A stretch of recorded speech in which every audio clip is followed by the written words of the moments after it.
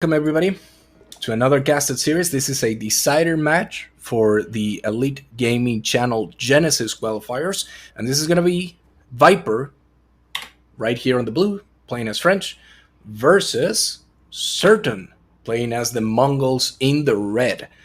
Important thing to note here, this is a decider match. This is a best of 3. Whoever wins this series goes on to the main event. ZertoN, fantastic Age of Empires Online player. He's amazing. He's one of the best players in that scene. And he, although not a favorite, he very much is a known entity in Age of Empires esports. So, you have to keep in mind that he is really good. And hey there, Hibiki Day, thank you so much for being here and for the follow as well. And the other thing is that TheViper came in on the pre-release of the game. He was part of a lot of the beta process and stuff like that, but he wasn't really into Age of Empires 4 as much. It's only been through the last couple of days that he and the rest of the Gamer Legion people have really put a lot of hours. You can see the other Gamer Legion players have been having a pretty good time on the Genesis qualifiers, with Tato going really far.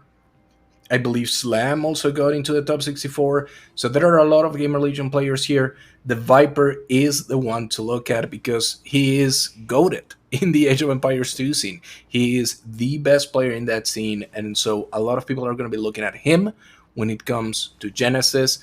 But the thing is, the question that is right now lingering in the air is whether or not he actually makes it. And so we are in the game number 1. He has to win this. He has to win the next game. And if he doesn't, he needs something here to be able to move into the next stage of the competition.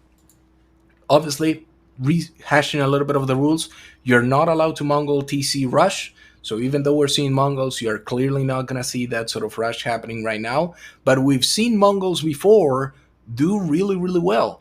They've had a lot of success with going with barracks first onto the Ovu and using that Ovu to then produce more and more units. Right now, we're not seeing that. We're seeing stables, so there's going to be a lot of early aggression out of the Mongolian player, which in this case is going to be ZertoN, and it is going to be a big fight. We can see an initial score lead by ZertoN. This is primarily because of the units that he has on the field, because he has those double horsemen that is going to be giving him a bigger score boost at the moment. So ignore the score for now. Don't think that TheViper is behind at the moment. Just focus on what economically TheViper and ZertoN are doing. So you can see that Viper is opening with a very conventional build-up for the School of Cavalry, getting a couple of people into the wood line. Most of your villagers are going to be on that food. You're going to try to be at around 8 or 10 food to be able to put out those Royal Knights over and over and over. And then the rest is going to be on that gold to get upgrades and to be able to continue that production of Royal Knights. You also have to think eventually about the fact that you need to have some way to move into the next stage. And this is something that could be very bad for TheViper. Losing control of that gold early could mean that he doesn't have those Royal Knights to push out. And you can see that right now, TheViper is at 120 gold. That is really, really bad. Being at 120 gold virtually means that he can only produce 1 knight when this School of Cavalry is done. So he needs to find a way to push those horsemen away from that mining place, that mining camp of the gold, in order to be able to produce more Royal Knights as it goes. And you can actually see him just trying to fix this so that 1, it doesn't burn up, and 2nd, he can regain control of it eventually.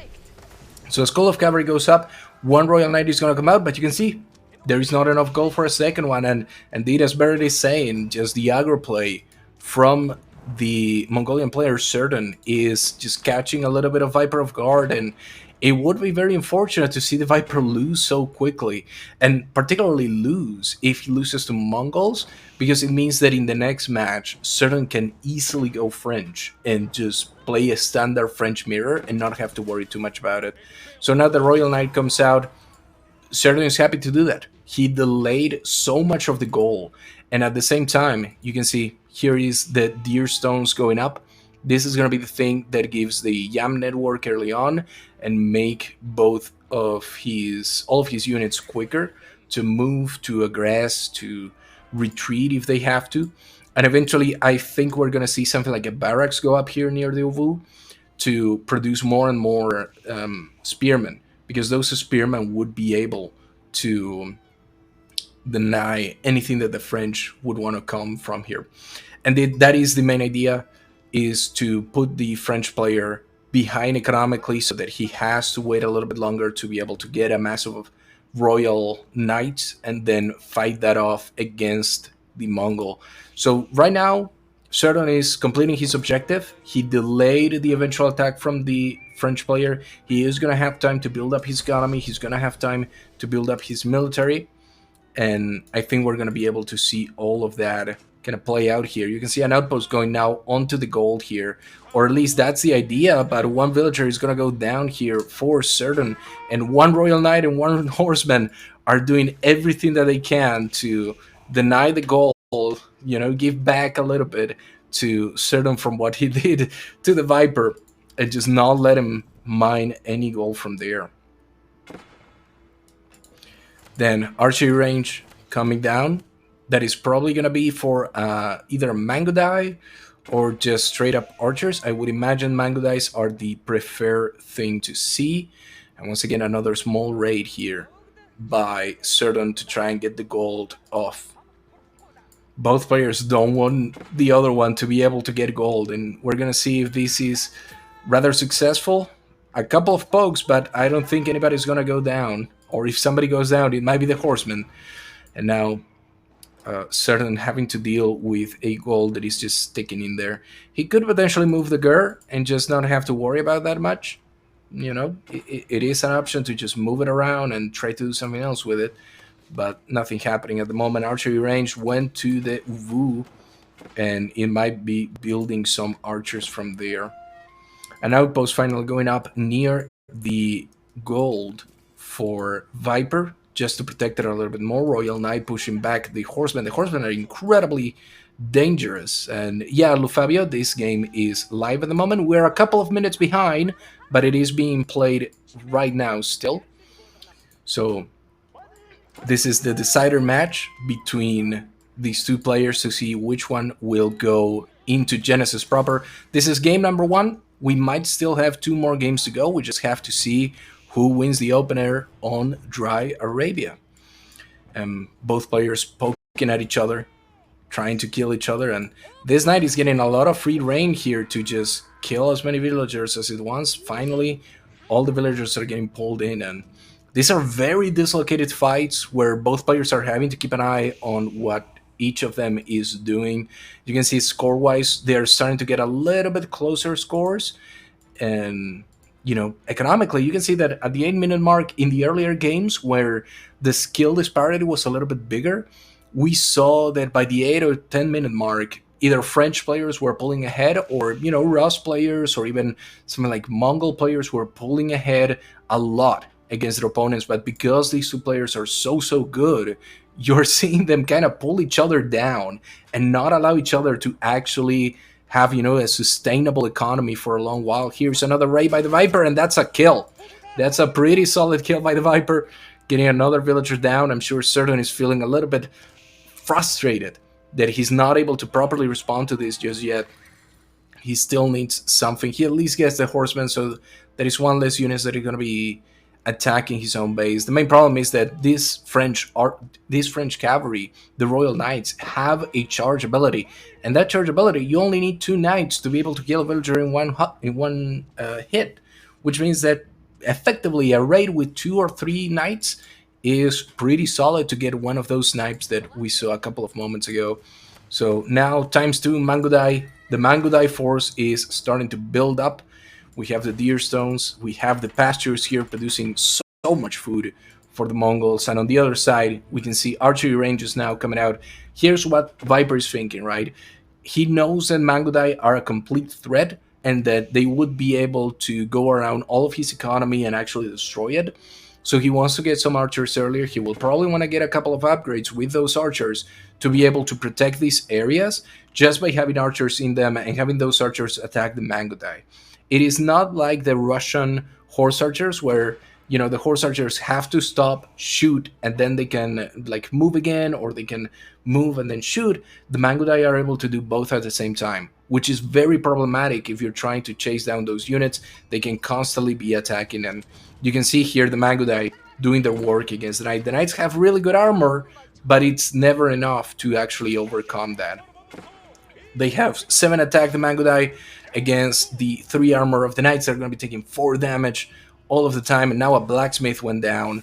And this blacksmith, I would imagine, is going to be trying to research Steel Arrow, going to trying to get that +1 attack for those Mangudais early to capture them, and just be able to get a lot of really good results from it. Another villager goes down in the gold, and the players are having to. Oh, the last can, the can ended up getting killed here. That is a really bad thing. Those buffs are really, really important in the early game. So not having them available for this fight could be very problematic. Now we're seeing the Steeled Arrow being researched. I would imagine the range defense will also be getting researched right after that one, to try and protect those Mangudai a little bit more against the French archers. Meanwhile, the French, this is the other thing about French matchups, is that your French opponent is always going to be wanting to have the map control that you need. So at the moment, you can see that Viper is going and milling this deer. He's also milling this deer. And the idea here is that he's going to be able to outperform the gathering raid from ZertoN, and we can see that on the top left at the moment. And that is going to be very difficult for ZertoN to deal with, because he doesn't have map control. He can't go to some of the other deer that is on the map that would be advantageous to him, because he has to protect his base as much as possible. And now moving away from the archery range, I think that was a mistake. Yeah, he's going back in. He might have pressed T accidentally when he wanted to press something else, but these knights are now rushing in. They're not going to find anything here, just the pastures, and that's it. And the Uvu is about a 4th way done. It's about time for ZertoN to find something to latch onto, either another stone or something else. And you can see this is something that we saw in the last series with the Mista. This is a scout hiding in the hiding forest, just waiting, seeing, making sure that he has full view of the base of ZertoN. He knows exactly what ZertoN is doing. He knows whenever he will want to expand, particularly if he wants to expand to this area. And that is all information that is valuable to the Viper. Even with that harassment going on, you can see that, ZertoN has been staying close to this entire fight.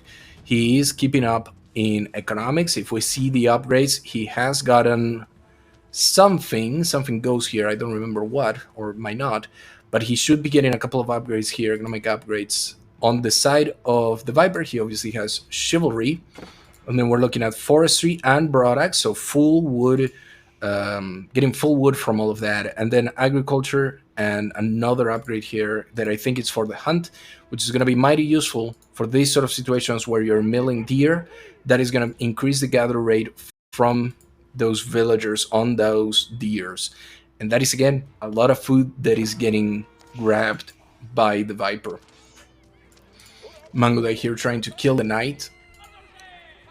A little bit of a lull in the fight as both players are focusing on their economy at the moment. They are trying to just become a bit better. You can see here the Viper moving some archers down here. They're going to be trying to attack here the wood line, and that could be a very powerful attack if it comes. The Mangudai are not good against archers. They are not particularly good because they don't have as much armor, and they will end up getting killed if they're not careful. So the Stepid Rebout getting built right now. It acts as a gird, and gold dropped off at the landmark is increased by 50%. It also means that any influence of the Avu, it can use stone to improve research. So this is a pretty good landmark. It means that he's going to be getting a little bit more gold if he uses this as a gird by going around. But right now, the Ovu is depleted, he's gonna need a different stone area to be able to do that. This is another stone that he could take. This is a major stone that he could take, but he's actually planning to take this one. He's gonna be sending a single villager there, and I'm sure Viper sees that. So Viper might be wanting to just attach that to his to a couple of knights. If he has a couple of knights going around, he might want to do that. Guild hall going up for the Viper too. So the guild hall functions like a bank. You can put things in it and it will give you a slow rolling set of resources. So that is pretty good as your third age, because it allows you to balance your economy a little bit if you're having a hard time getting some resources. So Ovu going up, he's probably going to be moving a few of his production buildings to that if he wants to. We're going to see what happens. You can see the Mangudai getting chased out by the archers of the Viper. The Viper is just moving those archers all over the place to keep the Mangudais away from his home. And this scout, it's still here. It's like an observer from StarCraft 2. It's just hidden away and just looking at the base of our friend ZertoN. You can see here that if any movement were to happen over this area in particular, he would be able to see it. Now as we reach the 16-minute mark, we can see the Gur. No upgrades yet. Getting more arrow defense, range defense for those Mangudai, but I don't know if it's going to be enough. These Mangudais have only 2 ranged armor. They deal 8 damage, and these guys do 6 arrow damage. So you're basically looking at 4 damage per arrow. They are very powerful. On the other side, Viper building more stables, triple archery range at this point, and getting even more Royal Knights. He's just going hard on those Royal Knights, has a market to be able to use at that point. And here is the Mangudai raid. Is not gonna last a long time, because ZertoN knows that the Viper wants to take the engagement, knows that the Viper has an advantage when it comes to what the units could do in the case of a straight up fight. And now we're gonna see what happens here. Here's the Gur for extra gold. So you can see immediately ZertoN pulling ahead with almost 800 gold per minute at this point. And all of that gold is probably going to be used on a market of sorts, if there is one, or on upgrades. And you can see a couple of upgrades are getting done. Wheelbarrow, first of all, and also horticulture, which increases the food gathering rate.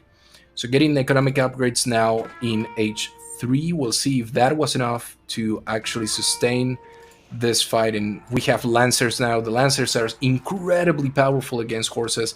They deal extra damage. They deal a lot of damage, and I think they deal extra damage to cavalry units. We'll have to see. The Mangudai are a pretty good support at this point, because if those Lancers get a hold of these archers, it's not like they get a bonus like the Horsemen, but at the very least they are good enough that they can attack something else. So you can see here, powerful charge, strong melee, but they are countered by Spearmen. Surprised we haven't seen Spearmen out of the Viper yet. He's choosing to just stick with those archer productions and now getting projectiles for his archers. So these archers are now doing 9 damage. That's a pretty good amount of damage. If we switch to ZertoN for a moment, you can see more economic upgrades. I believe will be coming down the pipeline to be able to keep up with all of this. The sheep are still getting produced, getting food there. A little bit of a raid going up north. He sees what should be the 3rd TC, maybe 2nd TC. 2nd TC, it seems. And the blacksmith here with full upgrades for most things, at least that he has the age requirement for. And ZertoN is just moving around, trying to amass a good number of units to take on a big fight. Worth noting that both players should have access to a siege workshop eventually. Here moving the landmark to be able to gather more gold, but here's a small raid, and this small raid could be very deadly here for ZertoN. He doesn't have the building up. That's really bad. He needs to pull them back, loses 3 villagers. It's gonna get the building down, which is fine, but loses 3 villagers in that engagement. That is not what he would have wanted. He had to stop also with his own harassment of the enemy base, and still that scout is just making sure that nothing ever goes there. Another archery range going down, and more Mingodai. Just more and more and more. The Shia bow limbs, increased range and range damage for the Mingodai +1. And there is a big engagement here. Maybe ZertoN will try to make the engagement work. Maybe he'll try to back out. He will back out, but you can see that the armies are getting big and no combat is getting done. That's not what you want to see as the Mongols. You want to be trying to continually lower the numbers of your opponent. That way you can take the better and better fights. Here the archers could be in a bad spot. We're going to see if ZertoN realizes that he could potentially attack the archers, but he's going to go straight for the economy. He doesn't care. He wants to attack now into this economy, into the villagers. We'll see a massive attack. One knight goes down, maybe a second one. He's just trying to push through, getting extra speed, and he's going to just move out, but the Khan is going to die. And he's going to have to retreat. And now the army of TheViper is looking more and more like it could take game 1. Just more. How do you pass so close to him and not see him? Come on, Lancer dudes. It's right there. Alright, sure. The Mongol army then, without its Khan, doesn't have access to those buffs to increase speed, increase attack rate, clash with the enemy knights, but pulling back again. Those archers could be very deadly. They now deal 14. Oh, those are crossbows. So he has a mixture of crossbows and archers. So this is particularly deadly because those crossbows can deal a lot of damage against heavy. And these lancers, you bet your ass, they are heavy. So by being heavy, they're going to be taking more damage out of these crossbows. That is not what you want to see. Now getting a couple of springles. That is also going to be very problematic for ZertoN because the springles can target the Khan once it survives or any of the other cavalry. And a keep going forward. This is classic Viper, just putting a keep near the enemy base. This is going to be the base of operations for all of his actions, for all of his siege. Probably a trebuchet as well is going to go up here. And now the cavalry wants to come back. He's going to go right up against the crossbowmen and he's going to try to kill them. It is a big fight. We're going to go ahead and see what happens. The Mingodai are trying to kite the knights, but I don't think that's enough. I think all of the lancers are dead now. And who knows what will happen here. The knights can just move forward and attack, and the keep is obviously going to go up. Look at the carnage. That is a ton of units dead for the Mongol player, and he doesn't have all of his production units in the Ovu, and the Ovu is really far away as well. So this is a pretty difficult defense for the Mongol player. ZertoN is going to have to try to do the best that he could. The prayer tent is up. And man, just Viper putting a lot of work here. With ZertoN getting 2 siege workshops, he's going to want to produce something like the trebuchet for the Mongols to try and destroy that keep, but I don't know how long he can sustain this. You can see income per minute is already dwarfing that of ZertoN a little bit. Score-wise, the lead is growing. This could be game 1 going the way of the Viper. It is a very delicate time for ZertoN. He needs to evaluate all of his fights correctly if he wants to be able to live here. Perhaps he should be thinking about going into something a little bit more sturdy to be able to kill those crossbowmen and to engage with those archers. But at the moment, that doesn't seem to be something that's on the table.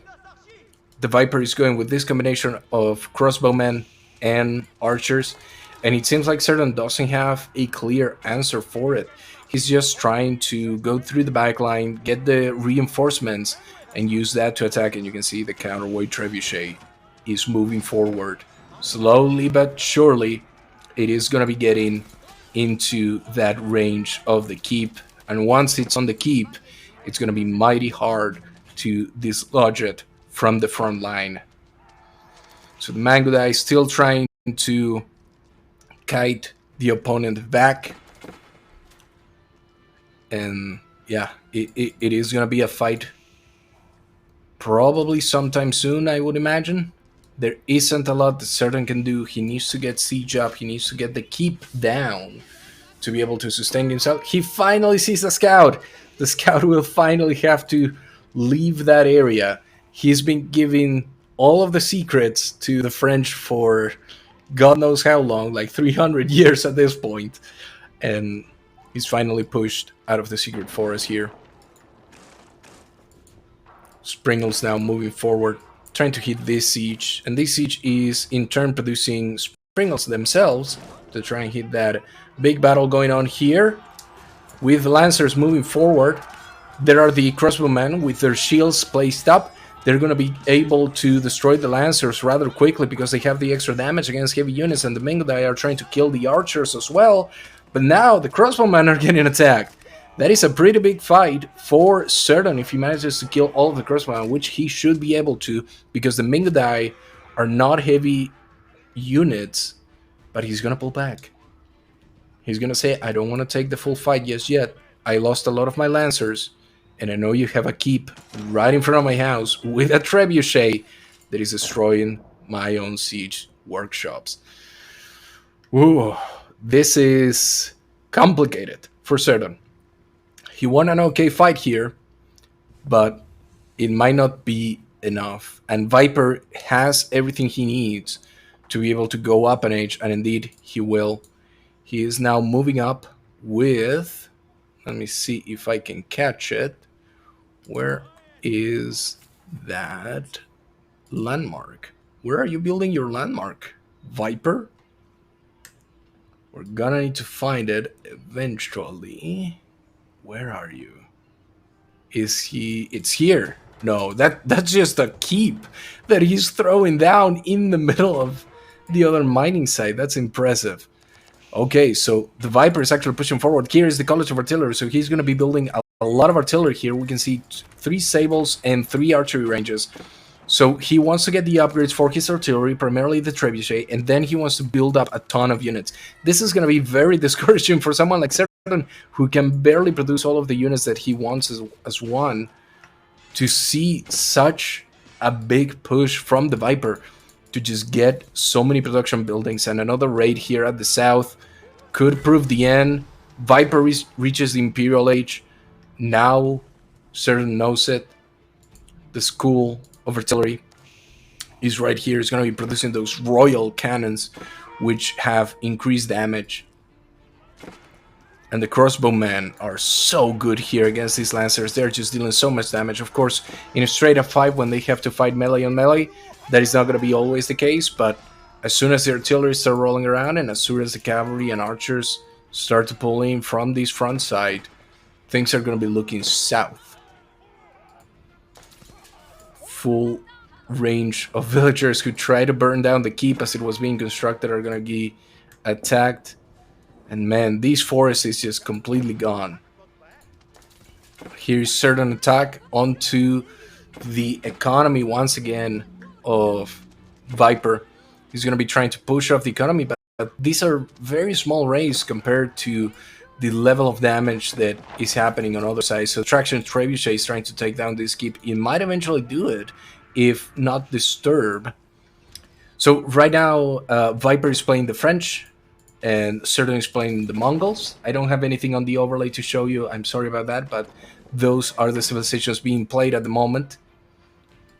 And the Mongol player is trying to raid the economy, the farms from the French player, but the French player, Viper, is just pushing forward and forward. The Springles are going to be able to just destroy. Viper should be aiming it at the Traction Trebuchet. We'll see if he does in a moment.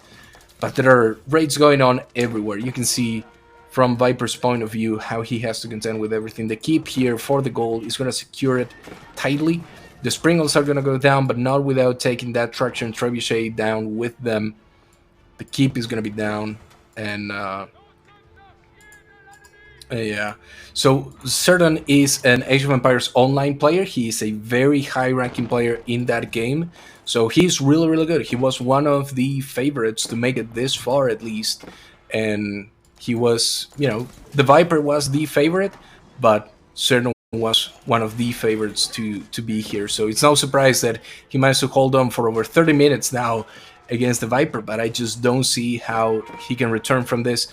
You can see that even in the income per minute, TheViper has all of the advantages that he needs. He has map control, and now the army from ZertoN is lower and lower and lower health. And the only thing keeping everybody alive here right now is nothing. The major TC is gonna go down in a moment. There are only the landmarks that remain, and this is now a countdown to ZertoN GGing out and bombing out game one of the series. You got to remember, we're going to have one more game at least, and that is if ZertoN doesn't win that one. And now we know that, if TheViper wins this, which he's very likely to do, he's not going to be able to play French again in this series. He's going to have to switch to something else. He might switch to something like Rus. He might go to something like Abbasid. We simply don't know. And we're going to find out in a little while, I would imagine. So, ZertoN now, just holding on to dear life. You can see the destruction of the Mongolian Empire, just trying to move all of his things. You can see the difference of 136 villagers for TheViper, 61 for ZertoN. He's too far behind to come back, and I think that GG is going to be called any minute now, or at least it should be called any minute now, because there is nothing ZertoN can conceivably do to come back from this game. The raids are too big, the map control is too massive, and man, what a game one. The longest game so far that we've seen, and it's a decider game, so it makes a lot of sense that these players will want to give it all they can to try and make a comeback. And there it is. ZertoN is going to lose game number one, and TheViper is going to go up one game on this series, and I'm going to be updating that in a moment on the scoreboard.